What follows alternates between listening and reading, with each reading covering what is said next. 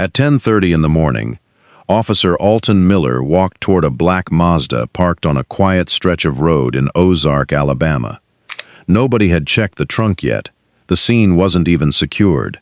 Officers on site weren't sure the trunk could be opened without a key. Miller put on a pair of gloves. He walked to the back of the car. He popped the trunk himself. Inside were two 17-year-old girls, best friends, both shot in the head. One of them had turned 17 the night before. That is not a story about two girls who got lost on the way to a party. That is a story about a man who lived 1 mile from where their car was left and stayed invisible for 20 years. Before we get to any of that, we have to go back. Welcome back to Cold Case Expositor. If you're new here, we cover real unsolved and cold cases with a focus on evidence, documentation, and the people the system failed. This case involves the murder of two minors. We won't describe the injuries in detail. The court record does that, and we don't need to repeat it here. July 31st, 1999, was supposed to be a good day. JB was 17 years old for exactly 1 day before this happened. Tracie's mother has spent every year since with an empty chair at every holiday. This channel exists because their names deserve to stay louder than the 20 years of silence that followed. Let us know where you're watching from tonight, and if that matters to you, hit subscribe. It costs nothing, and it's the reason cases like this one get remembered instead of buried. Now, let's get back to the case. July 31st, 1999, was supposed to be a good day. JB was 17 years old for exactly 1 day before this happened. Tracie's mother has spent every year since with an empty chair at every holiday. This channel exists because their names deserve to stay louder than the 20 years of silence that followed. Let us know where you're watching from tonight. And if that matters to you, hit subscribe. It costs nothing, and it's the reason cases like this one get remembered instead of buried. Her name was J.B. Hilton Green Beasley. Everyone just called her J.B. She was born in Troy, Alabama, on July 31st, 1982. Her family moved to Dothan when she was 2. By the time she turned 17, she had spent almost her entire life in that town. She danced, not casually, seriously, 10 years of it. Trophies lined the shelves in her bedroom, one competition at a time, 1 year at a time. In 8th grade, she made All-American cheerleader. She was headed into her senior year at Northview High School that fall, with 4 younger sisters at home, and a mother who watched her grow into someone who filled a room without trying to. Her best friend was Tracie Hawlett. Tracie had lost her father when she was 4 years old. She grew up mostly with her mother, Carol, and a stepfather who helped raise her. She and JB had been close for years, the kind of friendship built on years of small history, inside jokes, sleepovers, the normal architecture of teenage life.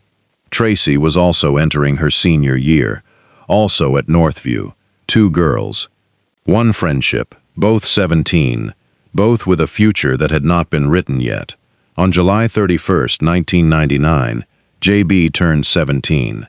She had plans that weekend, her birthday, then her sister's the following day. It was the kind of small, ordinary joy that most families take for granted, because most families get to. That night, she and Tracie decided to go celebrate, not far, a party in a nearby town. Nothing that should have ended the way it did. They got in JB's family's black 1993 Mazda 929 and left Dothan behind them. They never made it to that party. They got lost. That's the whole reason any of this happened. Not a wrong turn into danger, a wrong turn period. JB and Tracie were headed to a party in Headland, a town not far from Dothan. But somewhere along the way, in the dark, on unfamiliar roads, they ended up in the wrong place entirely, a small city called Ozark, nearly 90 miles southeast of Montgomery. At approximately 11:20 p.m., security footage would later confirm, their black Mazda pulled into the Big Little Store, a convenience store and Chevron station on East Broad Street. They needed directions. A woman named Marilyn Merritt was there with her daughter, getting a drink. JB and Tracie walked up to them. They seemed anxious, not scared, just late. Merritt would later tell police the girls were worried about missing curfew. She pointed them toward the highway, told them how to get back. It was an ordinary interaction, the kind that happens at gas stations every night, everywhere, and is forgotten 5 minutes later. At around 11:30 p.m., Tracie used a payphone at that same station to call her mother, Carol Roberts. She told her they'd gotten lost. She told her they had directions now. She told her they were on their way home. That was the last time anyone heard from either of them. Carol Roberts went to bed that night believing her daughter would walk through the door within the hour. She never did. There was a man living in Ozark that summer. Nobody paying attention would have looked twice at him. He'd grown up in the area, Ozark born, a graduate of Carroll High School, class of 1992. In school, he'd been an athlete. He'd served as president of the library club. Later, he served in the military. By 1999, he drove trucks for a living. Long hauls, different companies over the years. The kind of job that puts a person on the road for days at a time and brings them home to the same small town in between. He lived less than a mile from where a black Mazda would be found the next morning. He had no criminal record. Not one interaction with police that would have put his name in a system, a database, a file anyone would think to check. 14 years later, he would found a non-profit ministry. He would start preaching. People in Ozark would come to know him not as a stranger, not as a threat, but as a man who stood in front of a congregation and talked about faith. His name was Coley McCraney. For 20 years, that name meant nothing to the investigation into what happened to J.B. Beasley and Tracie Hawlett. That was about to become the most important fact in this entire case. The next morning, Officer Alton Miller opened that trunk. From that moment, the case belonged to investigators from Ozark Police, the Dale County Sheriff's Office, and eventually the Alabama Bureau of Investigation. But the scene itself had already gone wrong. The area around the car wasn't secured. Officers on site weren't certain the trunk could even be opened without a key, a basic detail that should have been resolved in seconds, not worked out in front of two bodies. Later, in court, officers would give conflicting testimony about what time the trunk was actually opened at all. That inconsistency would follow this case for 20 years. DNA evidence was recovered from J.B.'s clothing. The court record would later detail what that evidence indicated. We won't repeat those details here. The legal record speaks for itself, and it doesn't need our help. Investigators moved fast in every direction they could. Over 500 interviews, DNA testing on more than 70 potential suspects. None of it matched. A man in Michigan came forward and confessed to the murders. His DNA didn't match the evidence. He was cleared. An Ozark resident told police he'd seen a man take the girls into the woods from that gas station. Investigators followed the lead. It turned out to be a lie, an attempt to claim reward money that the city and the state had offered for information. Real leads, fake leads, interviews that led nowhere. Weeks became months. Months became years. By the time the case went cold, 70 men had been cleared by DNA, and the only DNA that mattered belonged to someone whose name had never once come up. Every case we bring to this channel takes real research, court records, named sources, verified reporting, not guesswork. JB's and Tracie's case sat cold for 2 decades because nobody could put a name to that DNA. If you want to see how that finally changed, stay with us. And if this kind of casework matters to you, take a second to subscribe. It's what keeps these stories from disappearing. There is one detail in this case that changes everything once you understand it. It doesn't happen at the crime scene. It doesn't happen during an interrogation. It happens in a courtroom that had nothing to do with murder at all. Less than a month after JB and Tracie were killed. In 1999, a woman filed a paternity suit. She claimed that a man named Coley McCraney had fathered her daughter.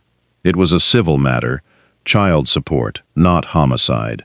A judge, following standard procedure in paternity disputes, ordered McCraney to submit to DNA testing to resolve the question. He never submitted the sample. Instead of forcing compliance, the court moved forward without it. McCraney was simply ordered to pay child support. The DNA testing that could have identified him as a father was quietly dropped. Nobody connected that order to a double homicide sitting unsolved less than 30 miles away, because there was no reason to. Paternity court and homicide investigations don't share databases. They don't share information. In 1999, they barely shared a filing cabinet. Think about the timing. This order was issued while investigators were still combing through 500 interviews, still testing suspect after suspect, still coming up with nothing. The man whose DNA would eventually close this case had already been ordered, by a judge, in writing, to provide a sample, for an entirely unrelated reason, and he simply didn't show up. Nobody followed up.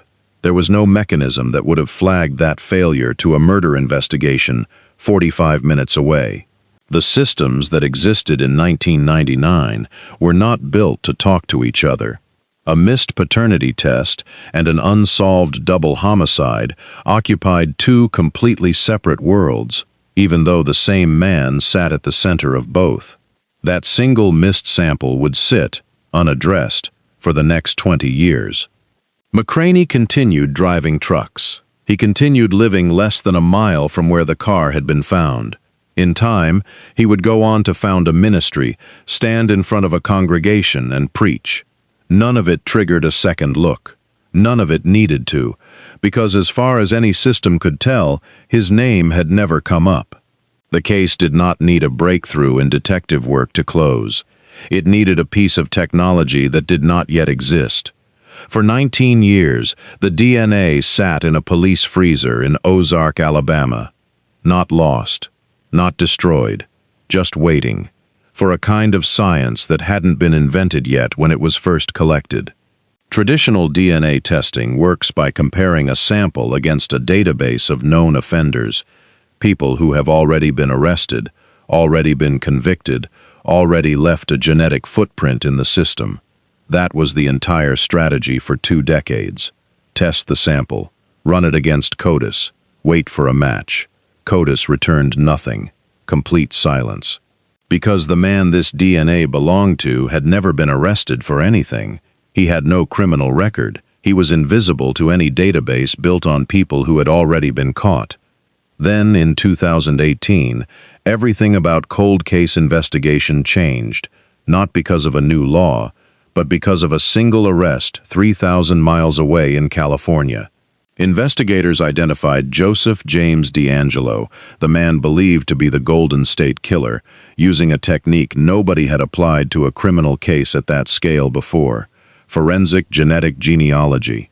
Instead of comparing DNA to a criminal database, they compared it to consumer ancestry databases, the same kind of service ordinary people use to find long-lost relatives. Ozark Police Chief Marlos Walker was watching that case unfold. In August 2018, his department reached out to Parabon NanoLabs, a lab based in Reston, Virginia, that specialized in exactly this kind of genealogical DNA analysis. Here's what makes this process different from what investigators had access to in 1999. Parabon didn't need a name in a criminal database. They needed distant relatives, people who had never committed a crime, who had simply uploaded their own DNA to a public genealogy site called GEDmatch out of curiosity about their family tree. The process happened in stages. First, analysts built a genetic profile from the crime scene evidence, not a suspect, just a set of genetic markers. Genetic genealogist C.C. Moore then searched that profile against genealogy databases, not looking for a direct match, but looking for genetic relatives. Somewhere in that search, a family surfaced, not a name, a bloodline. Chief Walker later described 3 separate rounds of testing that followed. The first identified an unknown genetic profile. The second, run through genealogical analysis. narrowed that profile down to a specific family. The third, kinship testing, took that family and narrowed it down to a single person within it. That person was Coley McCraney.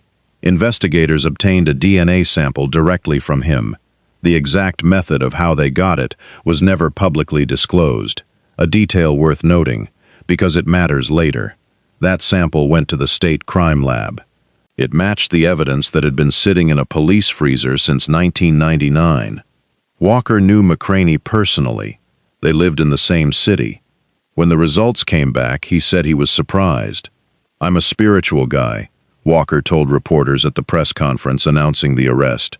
"So it was all God's work."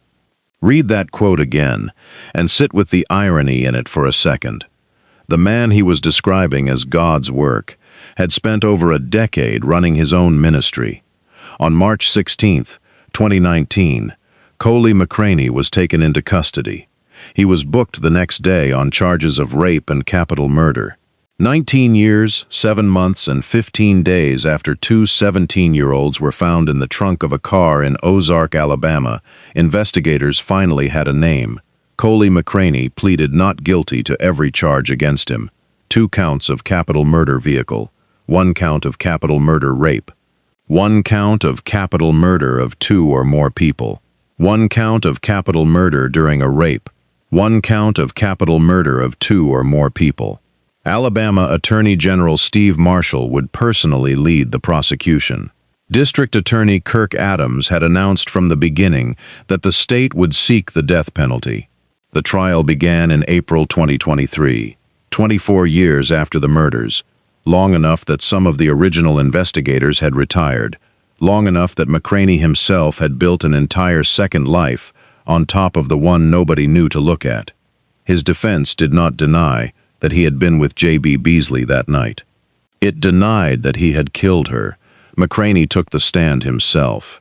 He testified that he had met J.B. weeks before the murders at Wiregrass Commons Mall in Dothan, though at the time, he said, she had introduced herself to him as Jennifer.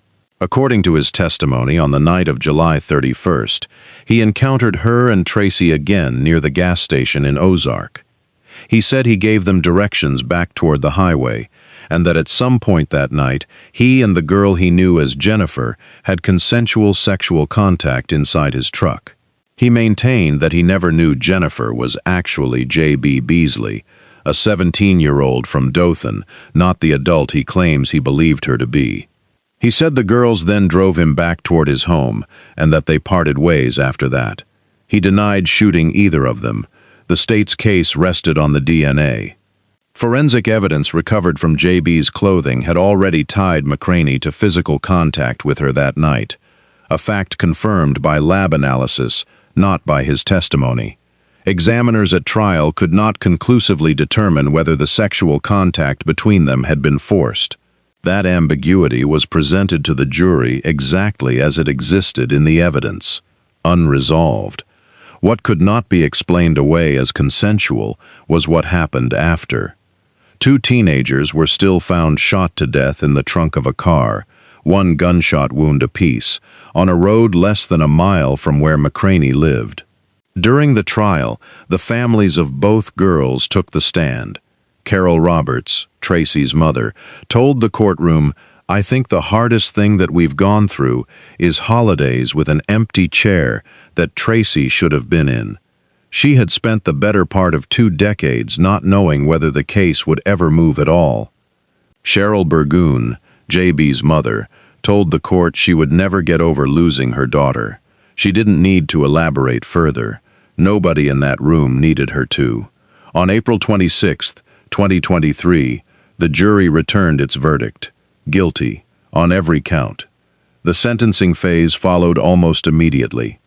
The jury determined that McCraney would serve the rest of his life in prison without the possibility of parole. The state's request for the death penalty was not the outcome delivered. Attorney General Steve Marshall addressed reporters afterward.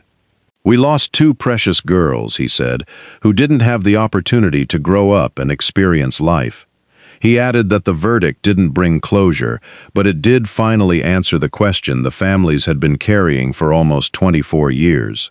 McCraney's attorneys filed for a new trial. In July 2023, a Dale County Circuit judge denied that motion. In 2024, his defense filed another appeal with Alabama's Court of Criminal Appeals, a motion that, as of this recording, has not resulted in a reversal. He is currently serving his sentence at William E. Donaldson Correctional Facility in Bessemer, Alabama. The case that took 20 years to name a suspect took only 9 days of trial to close, but naming him was never the same thing as explaining him. Chapter 9. What 20 years of invisibility actually cost. Go back to 1999 for a moment, not to the crime scene. To a courtroom nobody was watching, handling a case that had nothing to do with murder. A judge ordered Coley McCraney to provide a DNA sample, not because anyone suspected him of anything violent, because a woman said he was the father of her child, and the law required proof one way or the other. He didn't show up for the test. And here is the part that should stop you cold. Nothing happened. No warrant, no follow-up, no flag raised anywhere in the system. The paternity court simply moved on, without the sample, and ordered him to pay support instead. Case closed, from that court's perspective. 20 miles away, a double homicide task force was working through its 500th interview. These two facts occupied the same county, the same year, the same span of a few months, and they never touched.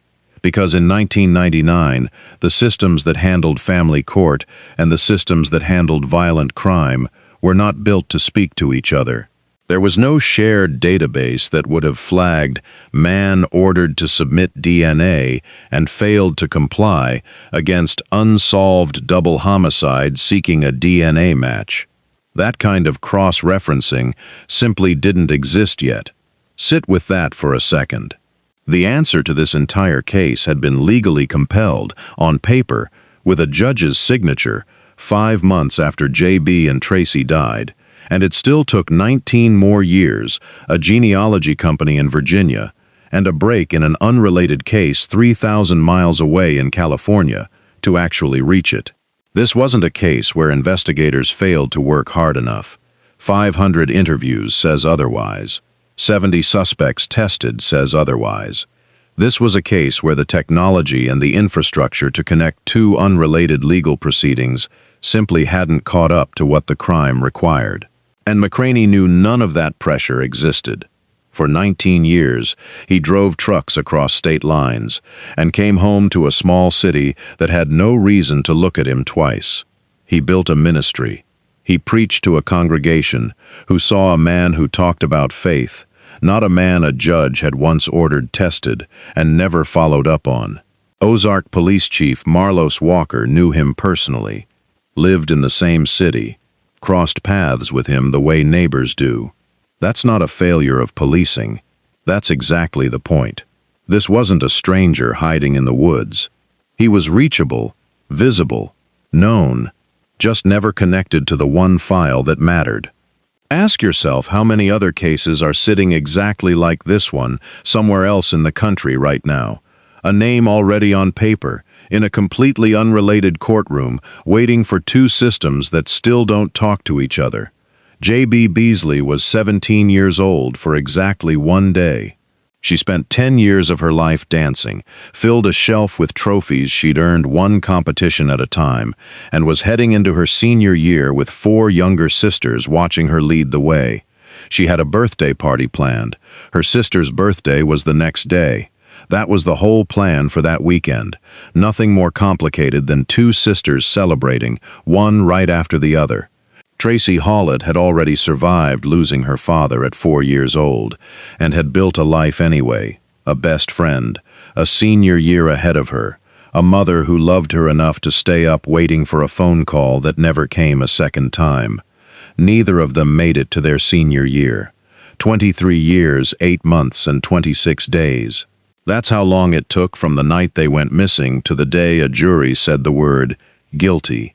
Coley McCraney will spend the rest of his life in a cell at Donaldson Correctional Facility, and no sentence, not life, not the death penalty the state originally sought, gives either family back what they lost in 1999. Here's the question this case leaves behind, and it doesn't have a comfortable answer. How many other names are already sitting on paper somewhere? In a paternity case, a traffic stop, a civil filing, waiting for someone to connect them to a crime nobody's realized they're connected to yet. McCraney wasn't hiding. He was simply never cross-referenced. That's not a rare flaw in the system. That's the system, working exactly as it was built, and still failing two families for 2 decades. JB and Tracie didn't get a senior year. They didn't get a graduation, a wedding, kids of their own. Decades that were owed to them and taken from them by someone who lived close enough to wave to. This channel exists, so their names outlast the 20 years of silence that came before this case was ever solved. If this story mattered to you, take a second to subscribe, not for us, but because it's how cases like this stay in front of people who might one day recognize a name sitting quietly in a file somewhere, the way McCraney's once did. Rest easy, JB and Tracie. Someone was finally listening.